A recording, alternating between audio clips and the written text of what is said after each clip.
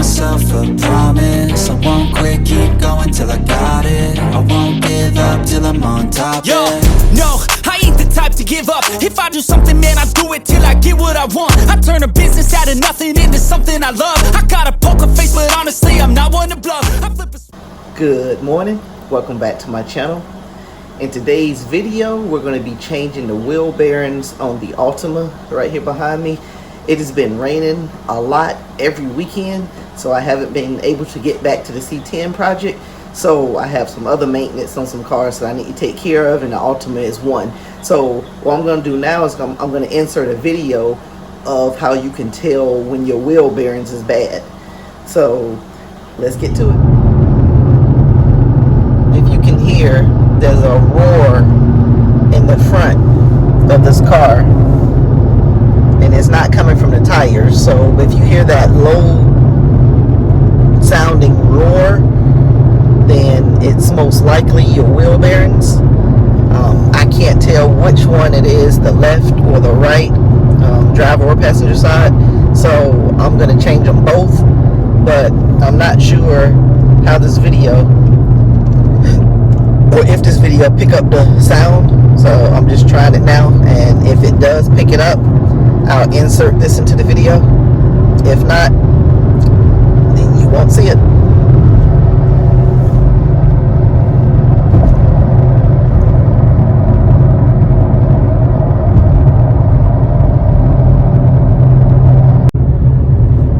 Okay, so once I get the engine dropped inside of the C10, I'll be able to put the truck in the shop, and it doesn't matter if it's raining or not, I can still work on it. So that's the plans, but I want to at least get the engine dropped in the truck first.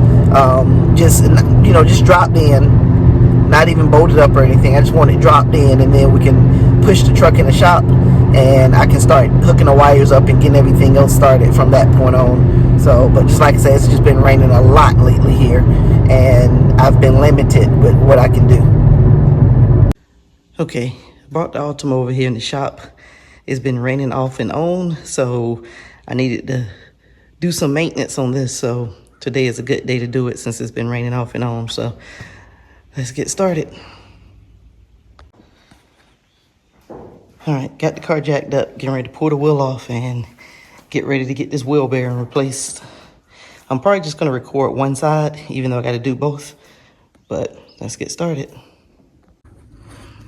Okay, once you remove the tire, you gotta pull this whole caliper assembly off, which is 22 millimeter bolts. One right, let me see if I can see. One right there and one on the bottom. And you wanna just hang the caliper by something. Don't let it hang by the hose. So once I get that off, I'll come back to the video. All right, so I took the two bolts out, got the caliper hanging here by a bungee. You don't want it hanging by the brake hose because you can damage the brake hose. So it's just hanging by a bungee. So now I'm gonna work on, I'm gonna pull this rotor off. It's pretty simple. Put that to the side. And there's 4 bolts, 2 right here and 2 on the bottom that are 17 millimeter, I believe. And I'm going to take those off from the back. And actually, I'll take this off first. I think this comes off first, and then I can take the other ones off. I'm gonna take this one off first, which is a 32 millimeter.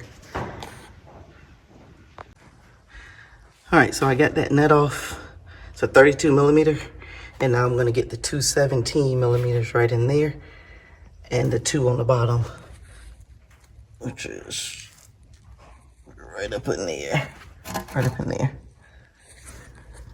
And once I do that, I should be able to slide this off. The dust cover be removed. Actually, let me go ahead and disconnect this wheel speed sensor right here.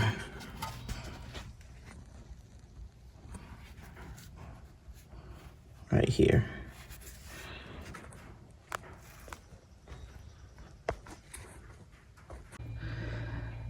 Took a lot of beating, but I finally got the hub off. As you see, it had a lot of rust up in it. So, but I got it off. Got that wheel bearing.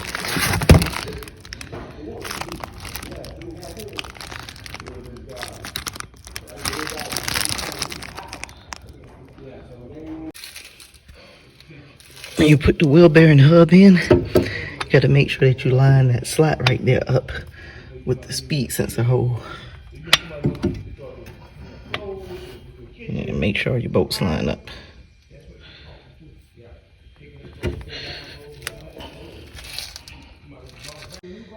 Alright, I'm gonna have to put the old one back on because they sent me the wrong part. If you look right here, this is roughly the same size as the axle. Notice it fits inside of there. It don't fit inside of the old one. So that means this one is too big for it. So I'm just gonna put it back together. Okay, the new wheel bearings have came in, and it's another rainy day up here, so I have the Altima inside of the shop. So the first thing I'm gonna do is get the wheel bearings out and compare them to the old ones to make sure I got the right ones before I even get started on taking this stuff off. So let's get to it. Okay, so I got the new one and the old one sitting here. The one I ordered before is over here, and this is the one that just came in. As you see, the hole in this one is much bigger than this one. So this one is for a V6 Altima 3.5, and this one is for the 2.5 4-cylinder Altima. So I got the right one. Let's go ahead and get started. Okay, so I didn't get a chance to get it on video of me actually removing the wheel bearing hub assembly. So what I'm gonna do is I'm gonna show you what I did to take it off right now. Starting with taking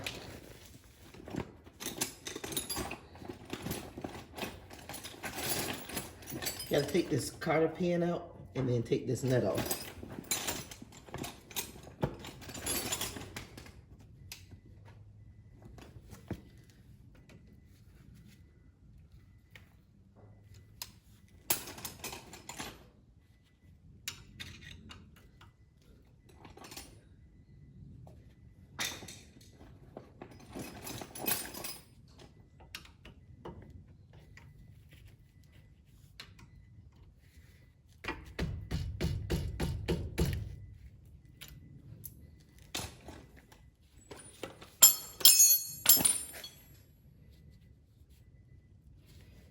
This nut is a 32 millimeter.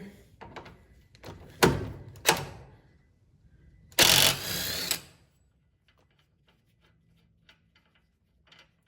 comes right off.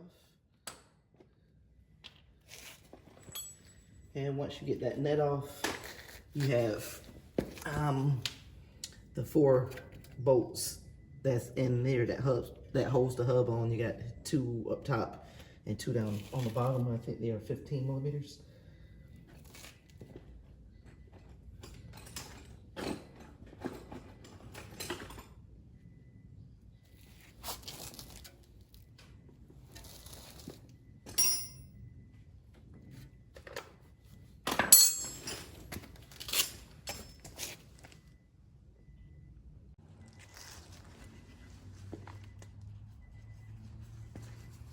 Okay, so once you get the 4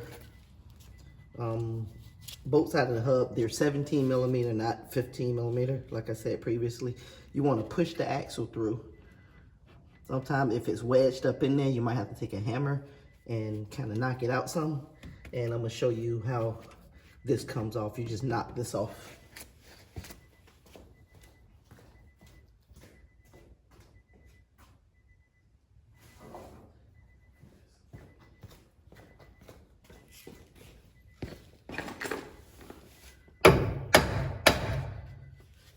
This can be kind of hard to come off. I just had it off a couple of days ago, but it's still kind of wedged in there. So you just take your hammer kind of knock it. The car is in neutral, that's why you hear that beeping sound. Put it in neutral so I can turn this around and just hit it. Before you take this out, I forgot there's a speed sensor. You're supposed to take your speed sensor out. So I took the bolt out of that and took it out. Alright, so once that comes off, you see your dust cover disconnects, and this comes off.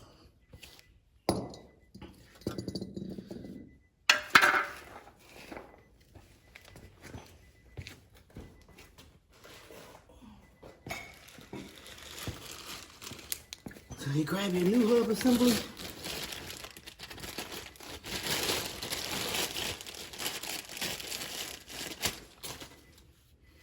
And technically it should be the same way. What you want to do is make sure you line up your speed sensor hole. Make sure it's lined up at the top where it's supposed to go along with your bolt holes. The 4 bolt holes go like this. You want your speed sensor hole to be right there.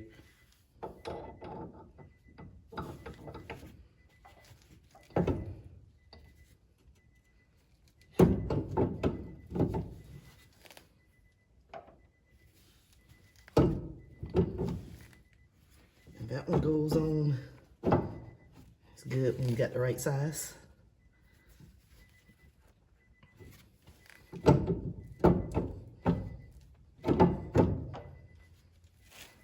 All right, but what I forgot just now is the dust cover. Don't forget the dust cover. It ran out a little bit from me banging on it, so I'm just gonna flatten it back.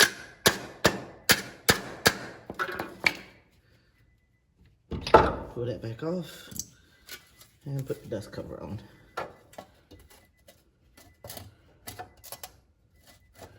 Now, to get the dust cover to hold, sometimes you might have to put your bolts back through.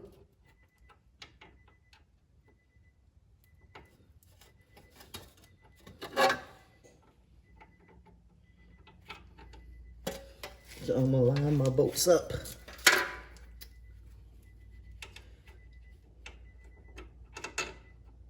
Stick them through just a little bit.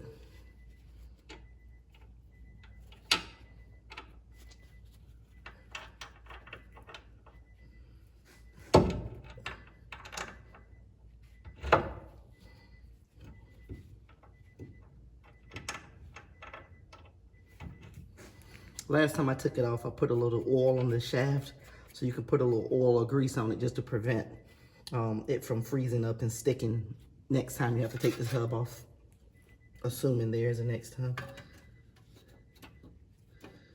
All right, so now I got those through, kind of lined up.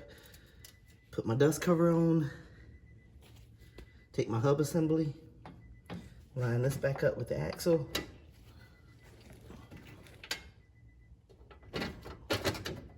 Push it back and get one of my bolts started.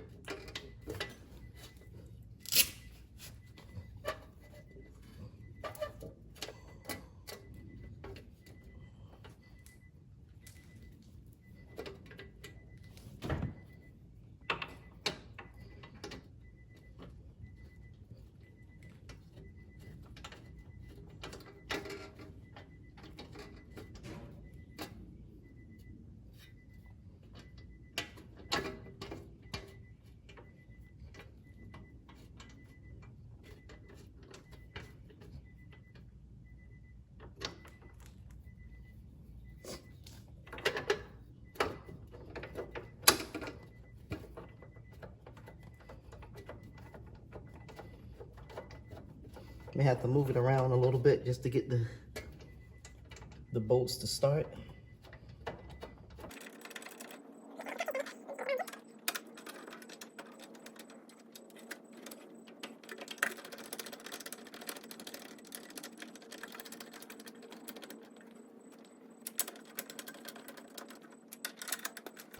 Okay, so I'm gonna go ahead and get this tightened up. And I'll start back recording once I put the nut on there. But I'm just about to tighten the 2 in the top and the 2 in the bottom.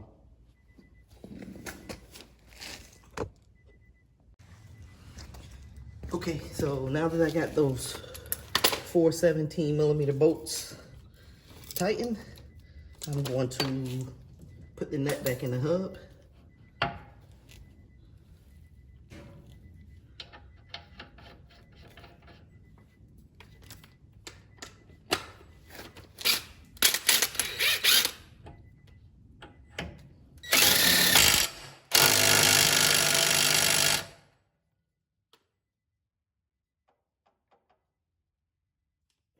Put that in. Don't forget the cotter pin.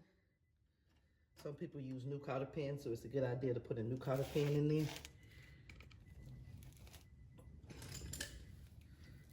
Also, torque specs. You want to look up your torque specs also. I know I didn't do the torque specs, but I'm just tightening everything up tight. But to do this the right way, yes, you want to use your torque specs. Do as I say, not as I do.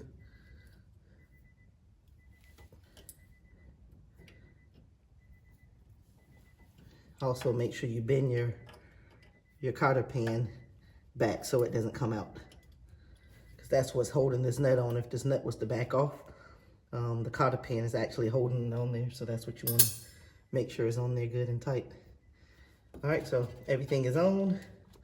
So now I'm about to put this back together and start on the other side. I'm not going to record putting this caliper back on, because if you know how to do a brake job, you can put the caliper on. All right, so the wheel bearings work. Car's not roaring anymore. It's riding smooth. I know you can't hear it, just like you couldn't hear it very loud when it was roaring because of the way this camera is not picking it up, but it is riding a lot smoother and sounds a lot better. So I'll go ahead and close this video out when I get to the house. Closing the video out, you saw that I did the wheel bearing hub assemblies on the Altima, my daughter's car. Just like I said before, it's been pretty much raining every weekend, so I haven't had much time to work on the C10 or anything else outside for that matter. Once we get the engine dropped in the C10, then we're going to push the truck in the shop and I can do more stuff to it then. But we're trying to keep everything outside until we get the engine set down in it, and then we can get in the shop and I can work on it at nights and throughout the day, whether it's raining or not. All right, thanks for watching. Click on that subscribe button if you haven't. Click like, click on that notification bell, and I'll see you in the next video.